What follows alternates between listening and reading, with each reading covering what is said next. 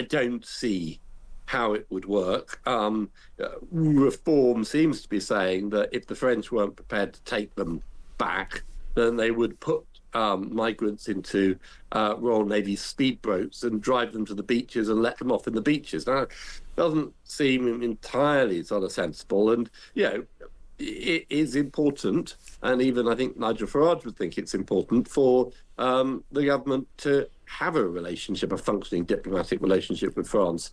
But you can see that if this was the policy, then they might have some problem with this. Farage said he had spoken to people high up in French politics who said they weren't necessarily opposed to the idea. He didn't say who those people are. I mean, there's a lot of interesting question comes if Marine Le Pen wins the next French presidential election and Nigel Farage wins the next general election, what might those two sort of nationalist parties do in such circumstances? It's quite intriguing. Well, I mean, indeed, and just if we go down that route just a few yards, if Marine Le Pen and the National Rally come to power or to share power in France, that is a party which stands on the principle of defending its borders against all challenges, just as Reform makes the same pitch. And if a Reform government can theoretically just land migrants or re-land migrants on French beaches, whether the French like it or not, well, what's to stop the French saying exactly the same thing in the other direction? Yeah, no, absolutely. I mean, if you want to sort of put Reform's point of view for a second, their argument is that the French are suffering as a result of all these migrants gathering on the Channel coast.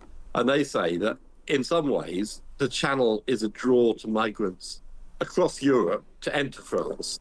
Therefore, if you had a robust patrolling of the Channel where no one could get across, then that draw factor would stop and people wouldn't go to France in the first place. Now, not entirely convinced that the French would see it in that way, but that is Reform's argument. Indeed. Well, and then we could go on, Ollie, but time is pressing. I mean, the idea of patrolling, acting as a sort of naval picket line down the length of 300 miles of coastline and sea, with 6 destroyers and some patrol boats. I mean, you only have to say it out loud to see the flaw. Yeah, I think. But then Reform would say the state of Britain's armed forces is something they want to address as well. But yeah, no, you're absolutely right. It would be, even with the kind of drone technology that they've got in the Channel at the moment, it would be extraordinarily tricky. And you're already seeing, in response to what the French are doing in and around Calais, boats moving further and further afield. There was a case of a boat setting sail from Normandy, which is a much longer and much more jeopardous crossing. So, what you constantly see is you clamp down on one thing and the migrant people smugglers move to a different route. All right. However, we are talking about it, and that was a big part of the point. Ollie Wright, thank you so much. Now, let us welcome, as promised, John Foreman, former Royal Navy captain and warship commander, who served as defence attaché in Moscow and Kyiv. Hello to you, John. Hello, John. Hi, what are your thoughts? What are your observations on all you've heard? Well, I tend to agree with your previous speaker, which strikes me as like a bit of a stunt in the middle of silly season to distract from Reform's other problems. And unfortunately, they've thrown this plan into the media, which everybody's talking about, which is that it's full of holes. And Wag put it, it's as full of holes as a leaky dinghy. And I think it breaks. It's based on so many assumptions that everything will go smoothly, that the waves the problems away. I don't think it's a serious document for a serious issue. Yeah, I mean, look, a leaky dinghy of a policy, that is a memorable phrase. And you wonder, as a former Navy man and as someone who's used to the corridors of diplomacy, what would the Royal Navy have to say about this? Look, ultimately, the Navy does as it's told by its political masters. But we're talking about the Royal Navy being given an absolutely daunting brief, and just for good measure, the talk of lethal force against terrorists and criminals who might be among these channel crosses. I mean, how on earth do you make sense of that? Well, I spoke to the Navy before coming on here. Somebody senior said to me it was ridiculous, but unfortunately, because of the way our democracy works, it's something the Navy will have to think about more seriously. But I think, as I said, it's full of major problems. I mean, fundamentally, this is not a task for the Royal Navy. This is a task for the civilian services. It's a policing task, maritime policing task, not for warships and trained personnel, let alone Royal Marines, who are probably one of the most highly trained members of the UK Armed Forces, tying them up doing this task in the middle of the Channel indefinitely strikes me as a terrible waste of scarce resources. Well, our naval and other maritime assets are overstretched as it is, aren't they?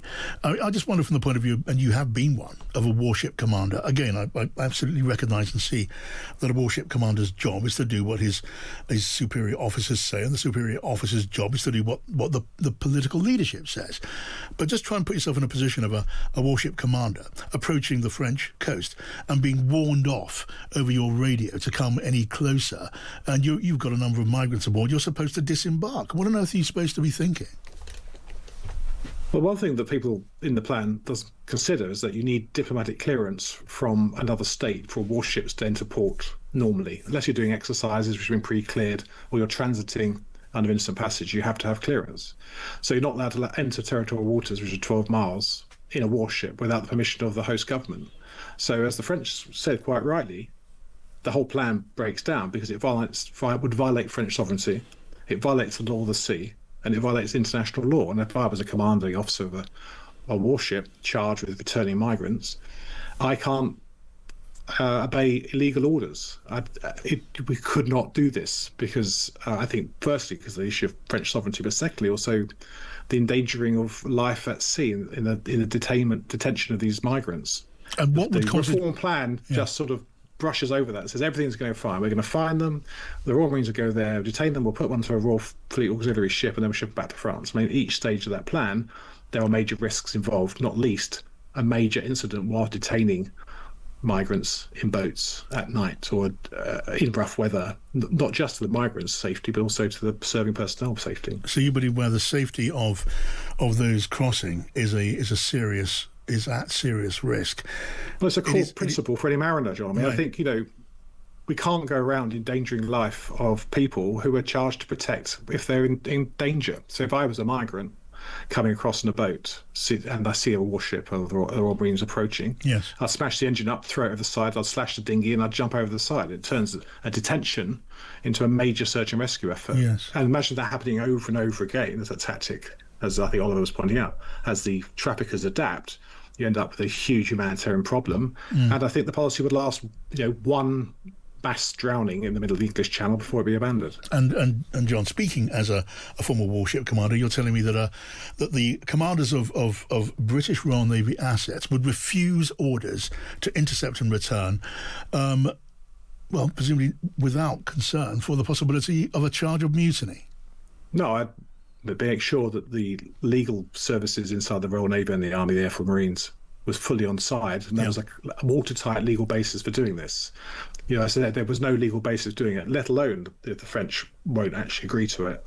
If they did, it would have to be absolutely legally watertight, because I think, reform just said, well, we'll just withdraw from all these any inconvenient international treaties which will stop this policy. Well, international maritime law, the United Nations Convention on Law of the Sea, all these things are absolutely fundamental to how we go about business at sea, both in wartime and in civilian times. So the services, chiefly in this case the Royal Navy, would simply rise up and say this does not fly?